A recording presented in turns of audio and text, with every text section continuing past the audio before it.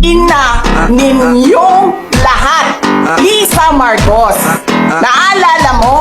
Nagpadala ka sa akin ng video. You sent me written instructions. Anong nakalagay doon sa envelope? DepEd! Anong ginawa ko? Binigay ko sa DepEd! Putak na mo ka! Sasabihin niyo sa mga tao, nakaw yan, confidential funds yan. Niwala nga kayong isang proof na hindi niyo nga nilabas na wala pang confidential funds. Meron ng white envelope. O sa whatever, for whatever, sa kalabang kita, pag binigay mo sa akin yung salin mo, hahanapan ko talaga ng problema yan. Kahit walang problema, gagawa ako para bigyan ka ng problema. Bongbong Marcos, presidente ka. May speaker ka na involved sa bribery ng Supreme Court justices. May video, may kaso, may witnesses.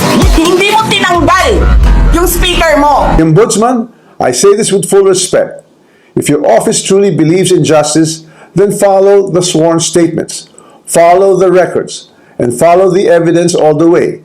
Pinabayaan mo siya abusuhin ang pera na bayan. Namimigay ng pera na para bang kanya. Martin Romualdez, nangangampanya tayo. Nakasakay tayo sa eroplano. Magkatabi tayo. Nagre-reklamo ka, putang ina ka, walang pera. Kasi, ano sabi mo? Gium-um ni Lisa Marcos o ni BBM ang kwarta. Reklamo ka ng reklamo sa akin. Ano sinabi ko sa'yo? Huwag ka mag-alala. Lahat ng gusto tumulong sa akin, ipapadala ko sa iyo. Kunin mo lahat. Wala ka ng pera. Sabi mo sa akin, okay lang. Pag nanalo kayo, babawiin ko lahat yan. Ang buong akala ko, babawiin mo sa negosyo mo. Legitimate businessman ka naman eh. Mina, pagsira sa kalikasan, media, tanggap ka sa Pogo. Pinaalis nyo lahat ng kompetisyon ninyo, naiiwan ang Pogo mo. May nagsasabi pa, tumatanggap ka sa smuggling, sa droga, tapos kuha ka sa National Treasury. Akin ito, babawiin ko lahat. Masakit sa akin, Martin, hindi yung pagsira ng pangalan ko eh.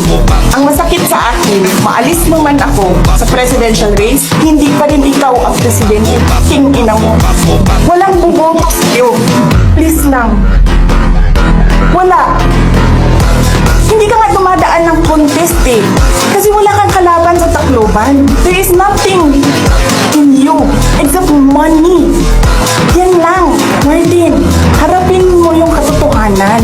Walang walang buboto sa'yo. Senador man, Vice President man, walang buboto sa'yo. Hindi ko nga alam kung mananalo ka pa ngayon sa Tacloban eh. Palamang hindi na. Kasi magnanakaw ka. Hindi ka dumadaan sa audit. Milyon-milyon, buwan-buwan. Certification lang ng congressman. Alam nyo, bakit alam ko? Kasi may emedit ako. Pero sa amin, sa akin, nire-require ako ng resibo ng COA. Pero alam ko, certification lang ang kailangan. Pero nagko-comply ako. Bigay nyo lahat ng resibo. Wala akong corruption case. Sinasabi ninyo, nawawala ang pera dahil may notice of disallowance. Ano ba ibig sabihin ng notice of disallowance doon? Kulang yung mga papel ninyo. Kasalanan ko ba yan? Galing sa field ang papel. Hindi naman ako ang gumagawa ng papel eh. Walang nag-audit sa inyo. Sino ang nag-audit ng confidential funds ng Office of the President? Wala. Huwag kang mag-alala ma'am sa security ko kasi may kinausap na ako na tao. Sinabi ko sa kanya, kapag pinatay ako, patayin mo si BBM, si Lisa Araneta at si Martin Romualdez. No joke. No joke. Nagbilin na ako ma'am. Pag namatay ako, sabi ko, huwag ka tumigil